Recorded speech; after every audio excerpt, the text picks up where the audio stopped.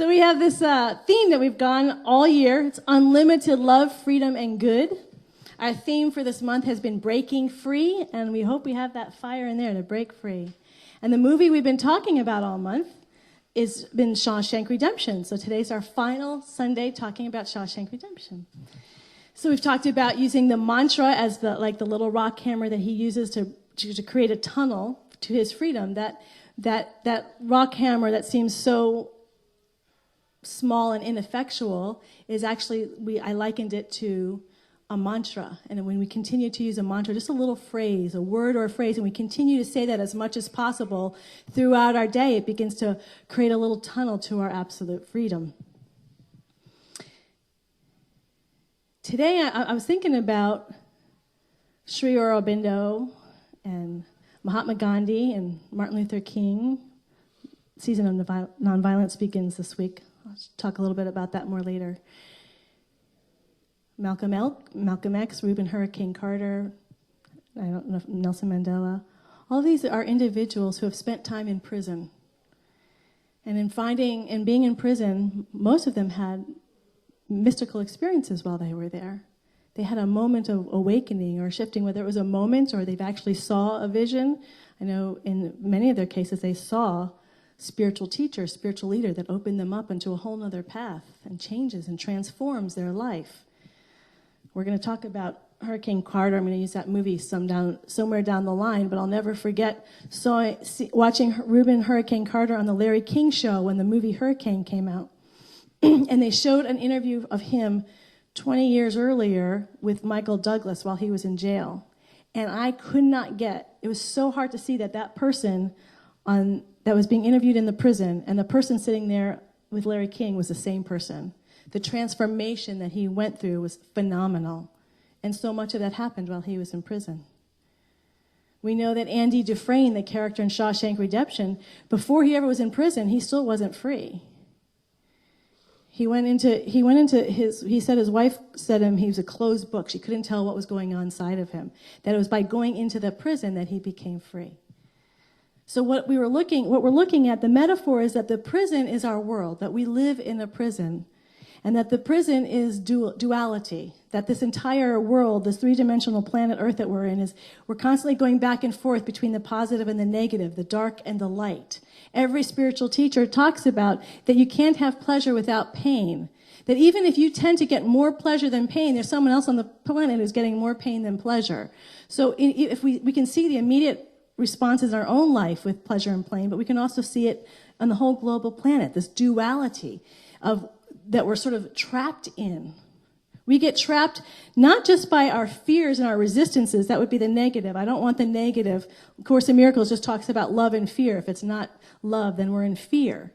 That would be the negative. But at the same time, we also can get overly attached to the good things, the things that we want. Joel Goldsmith, a New Thought spiritual teacher and mystic, said it was harder for him to deal with students with their attachments, the things that they really wanted. They really felt, if I had this good, I will be more, I will be happier, I will be more fulfilled.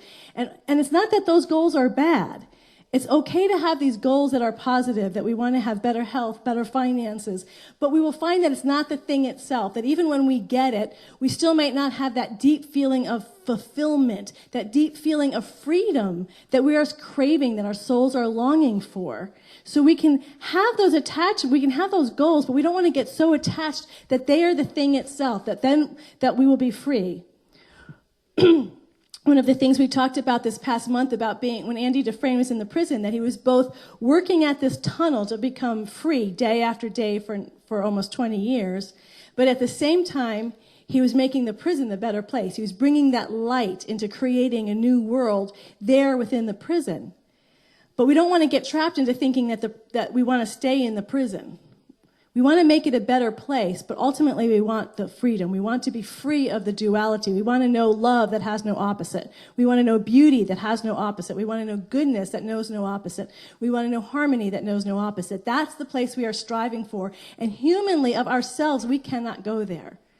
It takes tools to take us to a place that vibrationally we can't, with our human mind, get there. It's called transrational. We use our mind to get beyond the mind.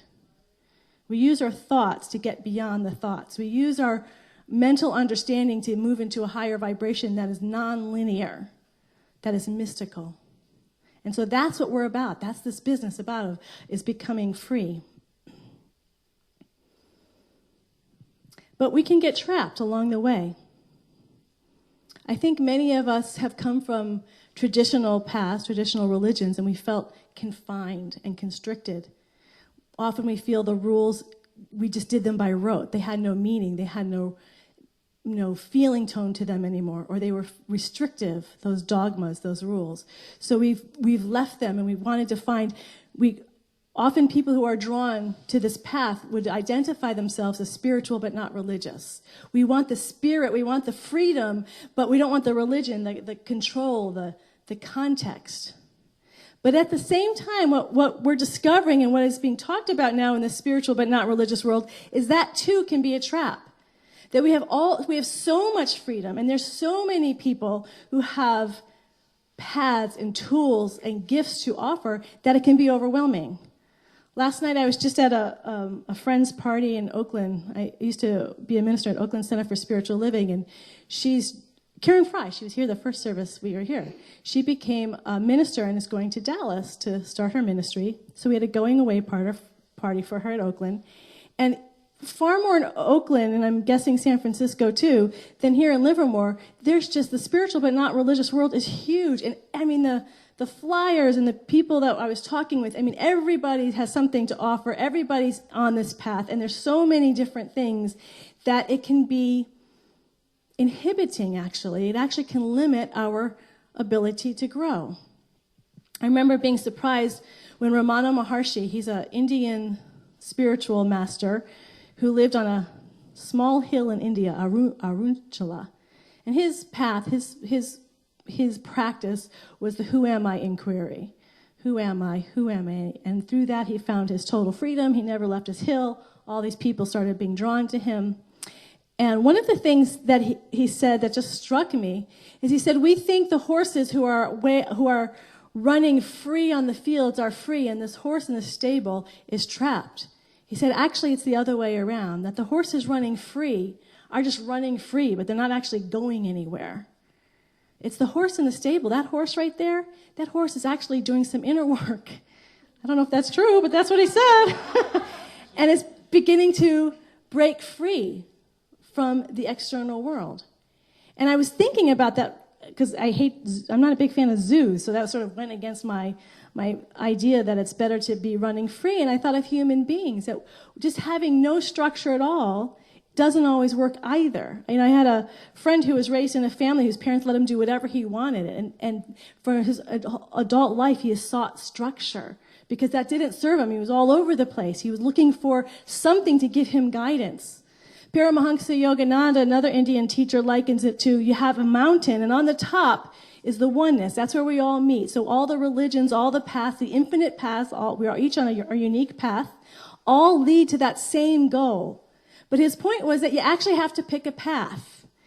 If we can't spend all our time having all these different spiritual experiences, we end up going around the base of the mountain. We might start going up, but we're going to go up very slowly.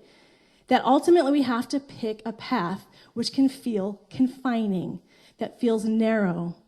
We had a class on Thursday night. I'm teaching a affirmative prayer and meditation class.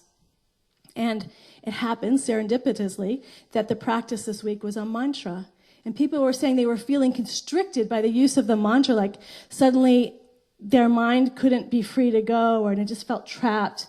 Some people, negative stuff was coming up as they were using the mantra. A lot of people were saying, I couldn't find the right mantra. I'd start with this one, but then that kind of left out this other thing, so I changed my words. And so they were changing their words a lot, which is normal. That's good. The whole purpose of this class I'm teaching is to explore, to find what works for us. But eventually we have to say, this is what works, and stick with it, because that's the way we make progress.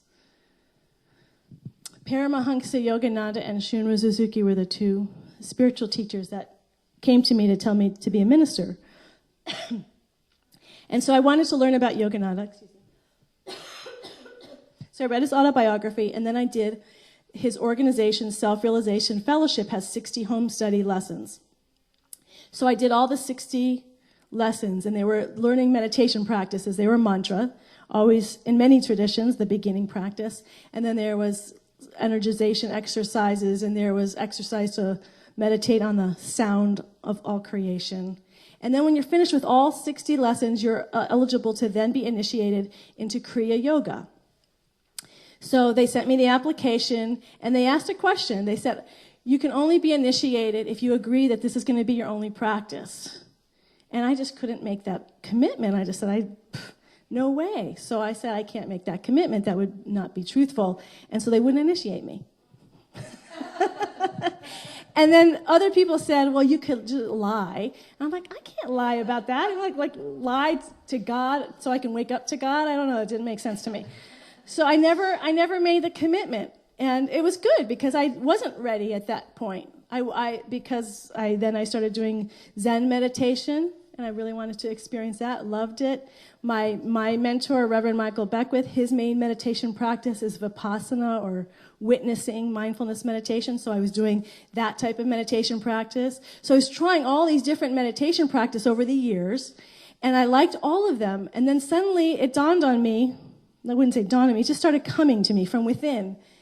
I think Kriya is going to be my path. I think that's going to be my meditation practice. And down in San Jose, there's a Center for Spiritual Enlightenment, which is a disciple of Yogananda, a descendant. And they initiate people into Kriya Yoga. And they actually don't ask if you're going to do it for your path. But I made that commitment within myself, and I waited 15 years, so I was going to make that commitment.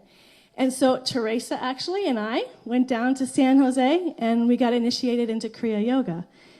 Now, what's interesting about Kriya Yoga is it's really nothing special. I mean, you can learn it in 5 minutes. Anyone could teach it. I'm sure lots of people do.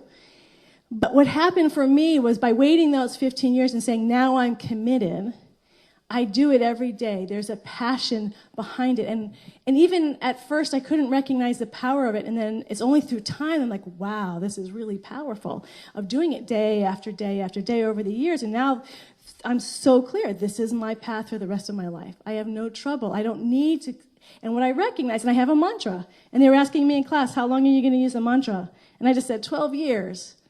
But then I was thinking about it. I see it as my mantra for the rest of my life. That I'm in a place where I recognize I don't need to keep searching. I have the tools that are for me that work. There's an infinite amount of tools, and they're going to keep being infinite amount of tools. If we're looking at a mantra, anyone who's here has worked with a mantra, and we change it around. I know I have, lots of times. The wording could be different. It doesn't include this. Well, I want this to include that. And we start using it, but then it doesn't feel enough. So we change it. Just that one little thing, how much we can change it. Think of all the human beings on this planet that are doing spiritual work and how many ways we can think of teaching a tool. That's what's beginning to happen in our culture today. Everybody is becoming a teacher, and everybody has a different way of teaching and of expressing the same principles. And that's a good thing because we want our whole planet to wake up. But that's going to change the texture of the whole teacher-student idea is the teacher has to start coming from within. Because ultimately, as many people as there are teachers, we can't know what's right for us until we listen first and foremost within. You know, I went to a teacher to get initiated into Kriya Yoga, but that was after spending a lot of time listening to what my soul was asking of me. It took me a long time to figure out what my mantra is, but it's my mantra. It's coming from within. And that's what this idea of our prison, we can turn around the idea of a prison as being a negative thing and finding it as a blessing. It's like Ramana Maharshi saying, is by being still, by stopping searching for a while. It's okay to search, but don't let that become the point of your spiritual journey. Don't let the point of your spiritual journey is to have as many spiritual experiences as you possibly can.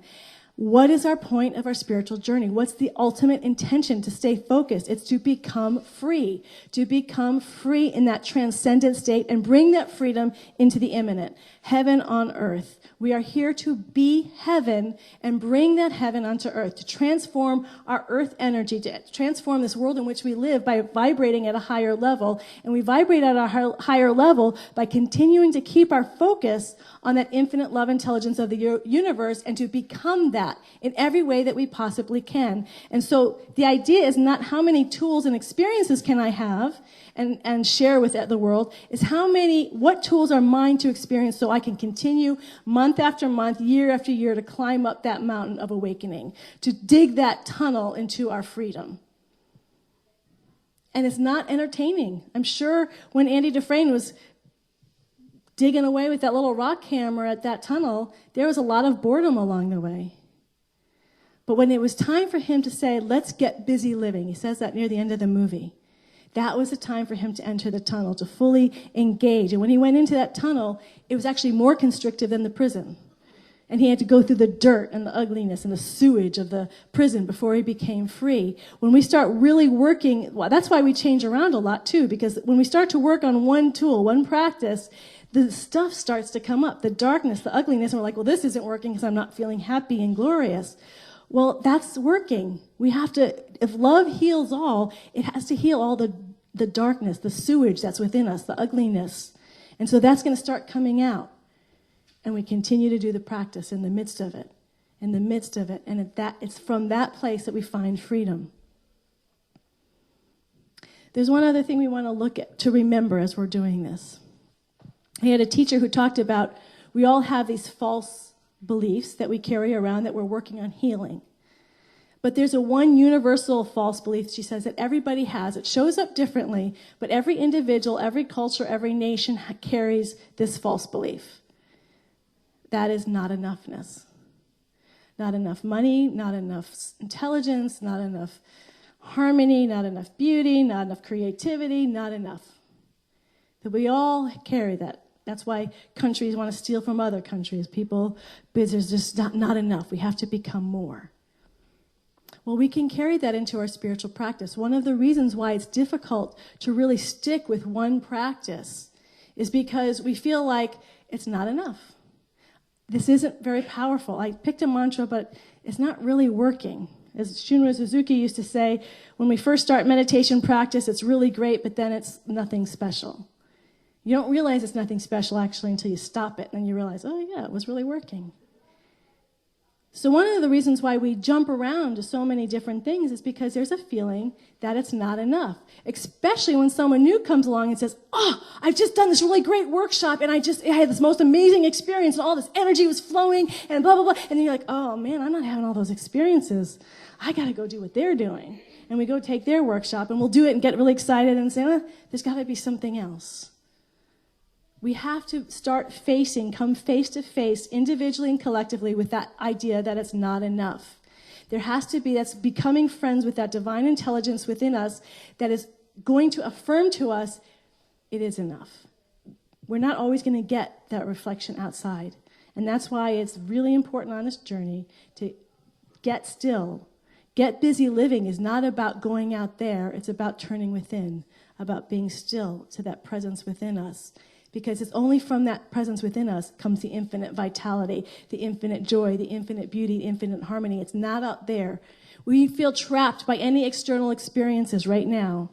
We feel imprisoned by our schedule. We feel imprisoned by our relationship that we're in. We feel imprisoned by our work life. We feel imprisoned by our physical life, our health. We feel imprisoned by our finances. There's so many things that we can feel trapped in this moment.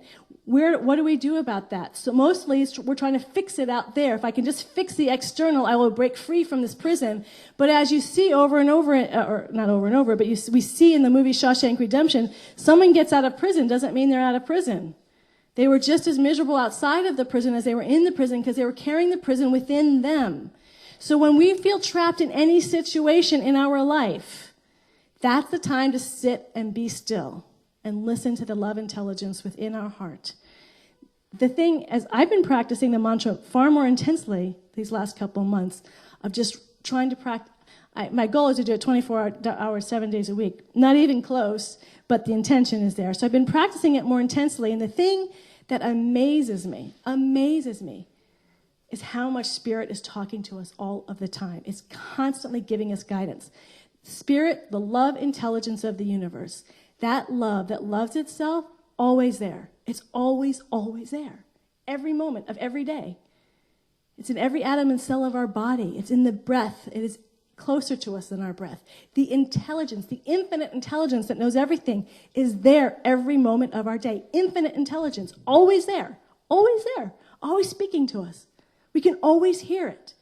If we start stilling our mind, as we're doing the mantra, we're beginning to break free from our habit patterns. We're breaking little holes in our habit patterns, and now we have space to hear that infinite intelligence that is speaking to us constantly.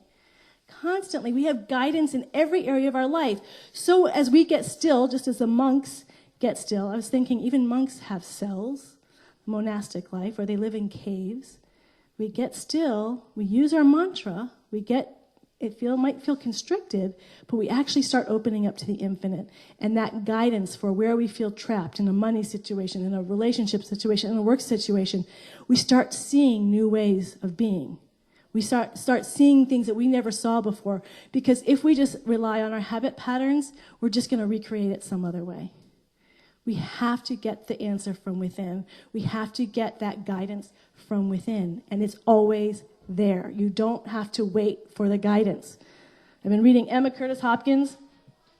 She's one of our pioneers. God's calling. Hey, God.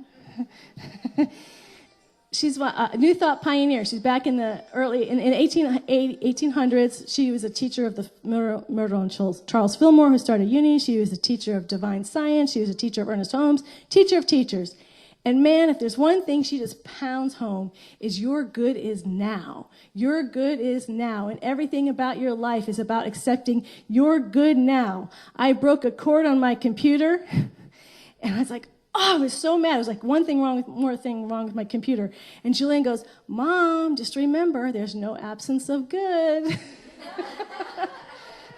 There is good all of the time, and that infinite intelligence is going to show us the way when we listen, when we stop getting out of our human mind and judgment. That's a bad thing. In the midst of the bad thing is good. In the midst of the good thing is good. God, intelligence, is in the midst of everything. All prisons in our life are here to be dissolved into the nothingness from which we came. We are not meant to suffer. We are not meant to be limited. We are not meant to be imprisoned by anything, by any circumstance, by any condition, by any relationship. We are meant to be absolutely free, unlimited, loving, bliss-filled beings. And everything within us is guiding us to become that. There's nothing in the presence and the power that wants to limit our good ever. That nothing within us that ever wants us to suffer, ever. We are here to be joyful, happy, and free. And so let's pray and remember that together.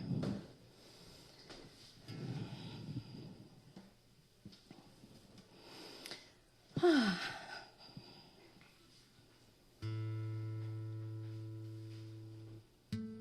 feel like I just prayed.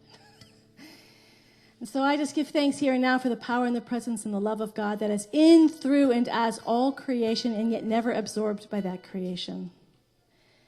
This power, this one life, this one love that is beyond all phenomenal existence, beyond all human concept, and is at the same time closer to us than our very breath. It is life itself. It is every atom and cell of creation. It is every thought that has ever been thought. It is every emotion that has been felt. It is every experience that has happened. It is every energetic vibration that has ever been felt. God is all. It is all. It is all that I am and ever have been and ever will be. It is all that you are and ever will be, ever have been and ever will be. We are the one life. We are the one power. It is impossible for us ever to be outside of this one love and this one power. It is impossible for us ever to be outside the love that is God. It is impossible for us ever to be outside of the intelligence of God. It is fully breathing us, living us, thinking us, feeling us, experiencing its life as us right here and right now. There is no separation ever. And as we know this for ourselves in this moment, in this room, we know this for this entire planet Earth, that there is only one power and one presence. There is only one thing happening. It is in, through, and as all people, as all life, as all sentient life, God is. Freedom is, beauty is, harmony is, goodness is, love is. And we meld into this oneness with all life. We experience the freedom that is inherent in all beings and all life. And right now, we call forth this love and this freedom that is transcendent into the immanent. We call forth heaven into earth. We call for it through the healing of our own life and our family's life and our community life.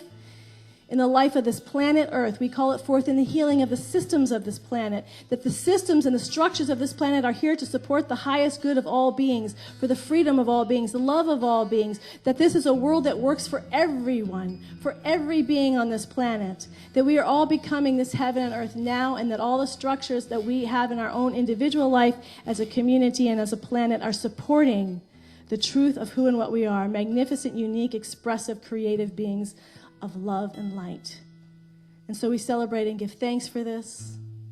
And in this moment, I'd just like us to take a breath inward and think of anyone in our life that is needing our prayers, that is needing to remember who they are. So even as we know this for ourselves, let's take a moment to know this for those people closest to us. And I would like to invite you in this moment to say their names out loud all at the same time so that no one's called out specifically.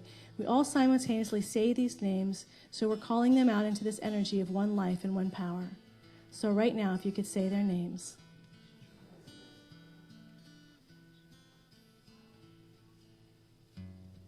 This word is the word of God. It is healing even now. And so for the power and the grace of this word that is infinite, that knows no boundary in time or space, each and every individual has been called out, is in that healing presence now and is healed. We are remembering to remember, and from that place, we are heaven on earth now. And so deep and abiding gratitude for this word spoken and for its fulfillment, that this has been God speaking itself into itself and fulfilling itself. And so it is with that awareness and just deep joy, peace, and gratitude, I joyfully let this word be now. I just let it go into the action of law, into the action of life, into the action of love, knowing that it cannot and does not return to me void, that it is fully made manifest as earth here and now. We are it, and it is done. And so it is. Amen.